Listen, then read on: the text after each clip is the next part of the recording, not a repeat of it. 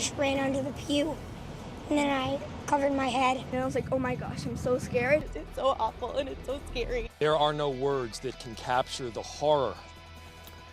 Hello, I'm Joe Torres. And I'm Tanya Rivero. Liz and David are off today.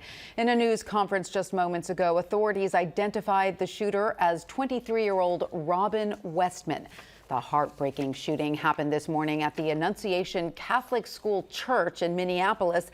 Police say the gunman fired shots through the windows of the church during a mass celebrating the first week of school. By the time it ended, 2 children, ages 8 and 10 years old, were killed. The gunfire injured 17 others, 14 of them children. All of the injured are expected to survive. The gunman died at the scene from a self-inflicted gunshot.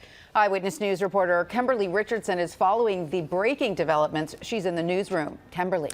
Well, Joe and Tanya, authorities are now investigating this shooting as an act of domestic terrorism and as a hate crime towards Catholics.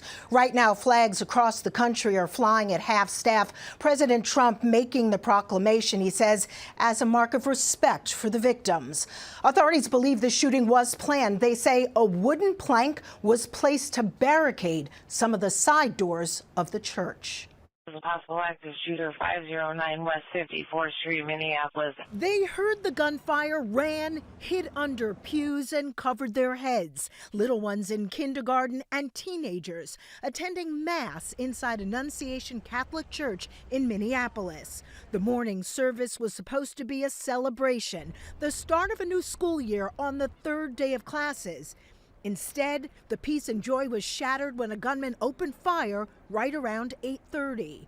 Clarissa Garcia was right there in the church and heard what she thought were fireworks. And I saw the shooting and I was like, oh my gosh, I'm so scared.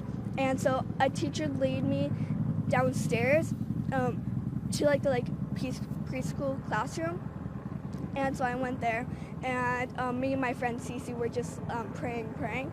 Authorities say the gunman, armed with a rifle, shotgun, and pistol, approached the church from the outside and through the stained glass windows started firing dozens of rounds, aiming at the kids sitting in the pews. I know what gunfire sounds like, and I could tell. I was shocked. I said there's no way that could be gunfire. There was so much of it. A crush of law enforcement responded to the scene. Some officers entered the church and immediately began administering first aid to those who were injured, tried to comfort others who didn't know what was going on, parents who didn't know if their child was dead or alive.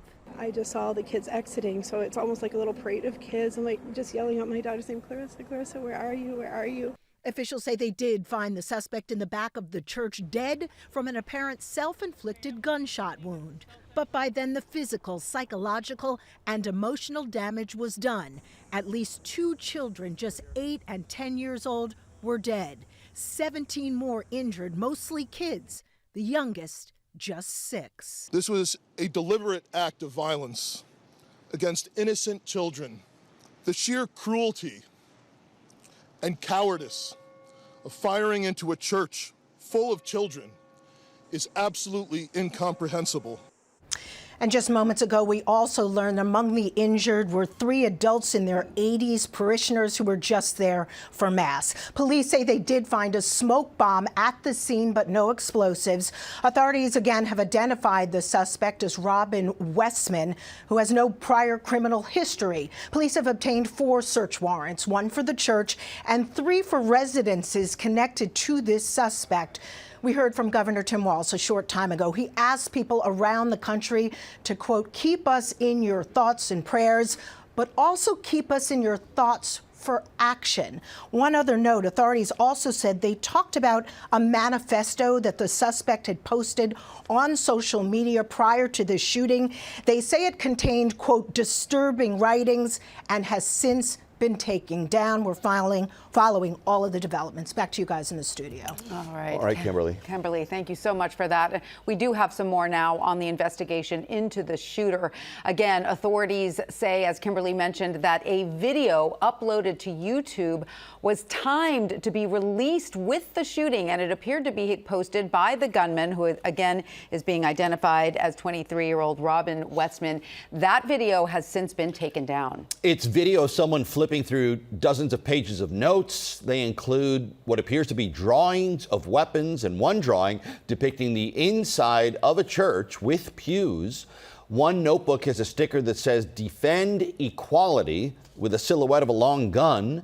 And one sticker references a German band that was popular with the Columbine shooters. The band has previously denounced any such violence. For more on all of this, let's bring in ABC News contributor and former NYPD Chief of Detectives, Robert Boyce. Detective Boyce, thank you for being with us. Can you explain how this YouTube video and all the other social media footprints might play into the investigation? Tanya, I took a close look and I watched it over a dozen times, and each time collected more information from this video. The most compelling and the most disturbing was a video of all the guns laid out on a bed. 4 guns, 3 of which look like they were recovered today. Let's also talk about, there was a poster you would see at a target range with a picture of a crucified Christ on top of it. You go to the guns now, the M4 rifle, the slide action shotgun, the handgun that looks like a 9mm at this point, as well as a revolver. 3 of those guns were recovered at the scene. But the most chilling parts of all are information written on the magazines across the thing. One said, "Where is your God?" The other said, "For the children," and "Psycho Killer." One also said, "Kill Donald Trump."